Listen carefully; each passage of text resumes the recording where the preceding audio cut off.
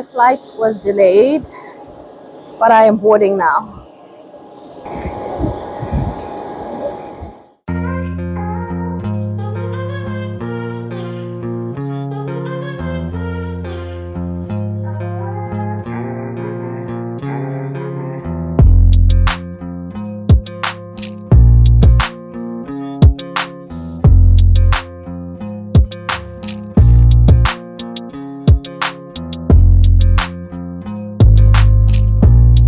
Welcome to South Africa. We have just left at Tambo International Airport, Johannesburg.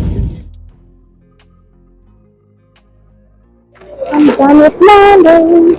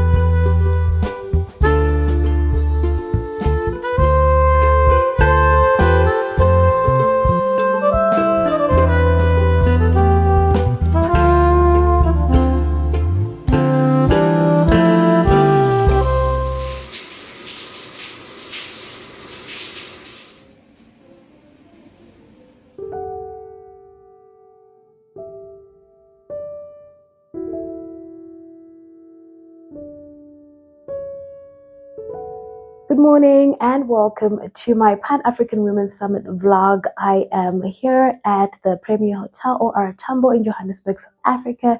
Super excited about my presentation. Also looking forward to listening in to iconic women who've made great strides in various sectors. I think I'm the youngest presenter. Excited about that as well because it does show how serious people are about including not just women but young women as well in various platforms. And my presentation will mainly be based on how to ensure the mentorship and sponsorship of more women, to ensure that as we strive to achieve critical mass in terms of including women in political participation and business participation in academia and other sectors, we also ensure that those women receive the requisite and much needed mentorship, support, as well as sponsorship. But I'm here because there's people that made concerted efforts to ensure that whether I was in diplomacy, whether I was in academia, that I was trained, that I was given opportunities to grow, that I was given opportunities to lead, that I was also given opportunities to learn more about what it means to thrive and survive in those spaces. So that is what my presentation is going to be based on.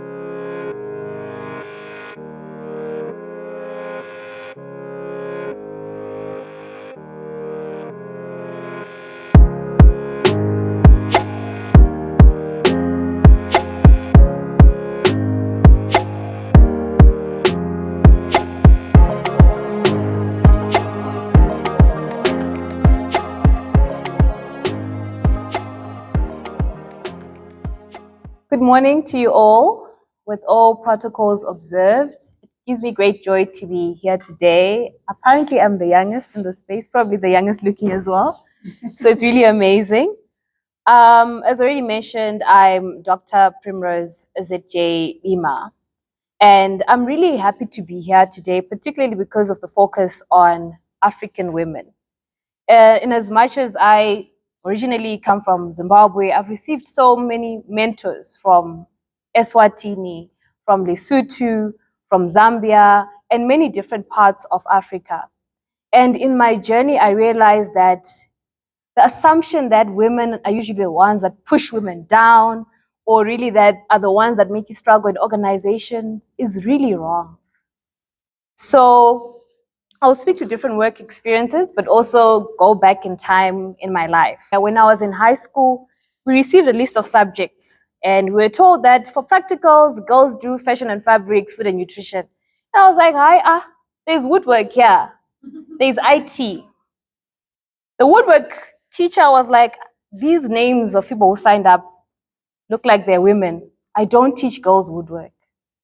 And then we went to his workshop. myself and another girl wanted to do woodwork. We're like, we're here with the ones. We chose it ourselves. And we don't want to sew, we don't want to cook. We know how to do those things in other ways. The training is already at home.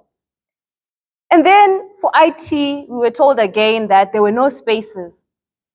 And I told my father, I was crying about it. I was like, there's no way I'm going to sew aprons and everything because I know how to. He was like, go to the headmaster and tell him you want to do IT. At least I was naive, but also very confident. We asked to see the headmaster. The secretary was surprised. Stood in the office with my 3 women friends. And when we got out of there, we were granted the opportunity to study computer sciences. So, thank you very much for that. So it was a mix of initiative, but also getting that support and also realizing that speaking to people, even if they seem like they're people in power, actually helps. Yes. And before the 2010s, in 2009, I went to Lesotho. And at that time, I realized that a lot of people didn't know much about other countries. They would ask me, what does Zimbabwe look like? And they were very confused. So I was like, I need to educate other students about other countries from outside this country. And so I was like, I like the UN. Kofi Annan is doing a great job. I want people to know about the Millennium Development Goals. And then again, I spoke to my business teacher. She was like, we don't have a society that is close enough to UN, maybe the debating society. But I joined the debating society. They were like, you're too strong. We'll make you a debate chair all the time. I was like, hell no, we can't do this. I was like, I want to see the headmaster. Again, another school. Went to the headmaster, now late Mr. Phillips, and I was like, I think we need a UN society. Asked me, what is the structure? You need someone to support you and whatnot. And I asked my history teacher to support me. I was like, you think I'm smart? Please also sign up. You're going to be the academic head because they needed a teacher to support this. Went to my English teacher. I was like, they need a sponsor. Ma'am, we need someone who's going to be our secretary from academics. They agreed. Again, we established a model United Nations society at the school, and we had many delegates, boys, girls, people from different countries. Amazing, yes. So then I went to university, the University of Cape Town. This is now South Africa. Orientation, they tell you, just aim to get 65% average because that will get you to honors or maybe masters. Then surprisingly, I'm writing, I'm doing my assignments, and I'm getting 70%. I'm invited to the Dean's Merit List event. And then I'm like, okay, I'm here, but I didn't understand, right? We're already conditioned that we should aim to a certain level. So one day, one of our lecturers comes, she says, I have a young women's leadership project. If you want to come and join, come through. In this conversation, she says, I want us to do research. I want us to do leadership training. I want us to do peer mentorship. And I want us to do facilitation. And I remembered how for 4 years at UCT, 2012 to 2015, out of 25 lecturers, only 5 were women, and none of them had been Black. The closest was colored female lecturers. And I was like, ma'am, I think I'm in the wrong place. I know I write well, but I don't think I can do this participatory action research and publish. They told us that we're not publishable. But I was wrong, right? I joined the project. We went through a lot of training to do digital storytelling, to write and get published. So I got published. And then we were doing a lot of work also in terms of how to go back into our communities. And also to remember that as women, we have sexual and reproductive health rights. So I was fully equipped because that mentorship was well-rounded. It was very helpful. Again, that organization had branches across Southern Africa.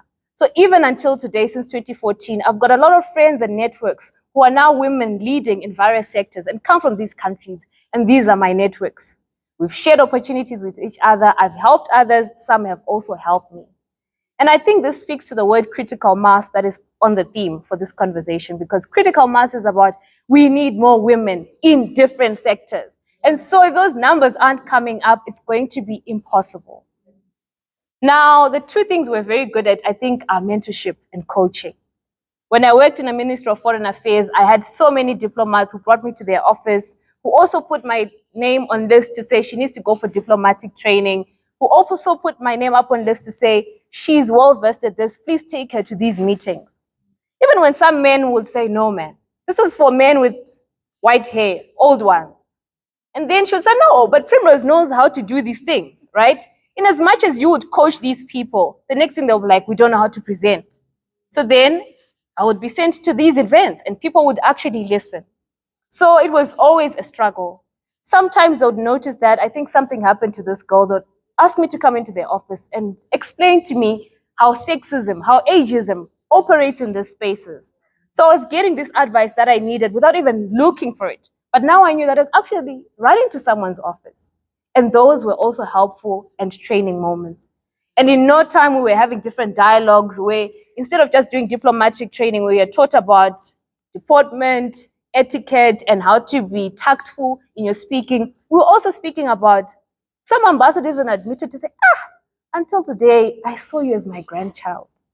But okay, we're working, right? Professionalism and understanding that we've got intellectual capacity, we've got different talents, and we need to come together and actually work together in doing different things.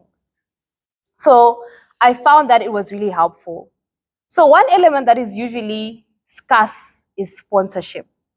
Yes, we want women in business and trade, but where is the funding? And when I speak about funding, I usually don't like to hear issues around let's give loans because I just see debt all over. We already have ways of getting in debt, right? Looking for these funds. Also, when you speak of sponsorship, sometimes it's just that there's a lack, for example, of scholarships, of fellowships. And I think I'm here today because I've been a beneficiary of scholarships as well as research fellowships. And so that, in addition to mentorship and coaching, is really helpful because if there's no funds to take me to spaces, then it's not going to be helpful. So for that also, I want to thank Ms. Bia Hakula for me being able to come to this place. And as you go back home into different societies and industries, I think it's important to also have conversations with young women to tell them that some of the issues we speak about when we say ways to empower women, we saw someone who spoke about how it actually works and has worked for them. And I'm really grateful that Dr. Kula spoke about taking initiative because I didn't know that I had to, even though sometimes I naively walked into offices or made proposals. So that too has been very helpful in my journey. Thank you very much.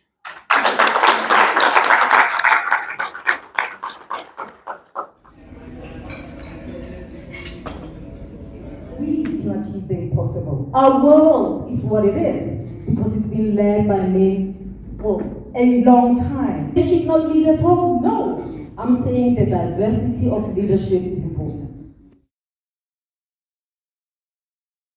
So I've doubled up on the jackets. I'm waiting for an Uber and we're heading off to the airport. I'm a bit anxious because time.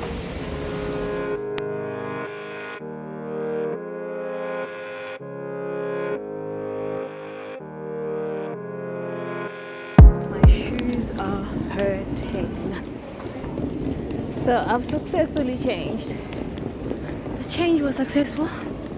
Wearing my jacket, wearing my pants, and I'm ready to check in my luggage and proceed to boarding.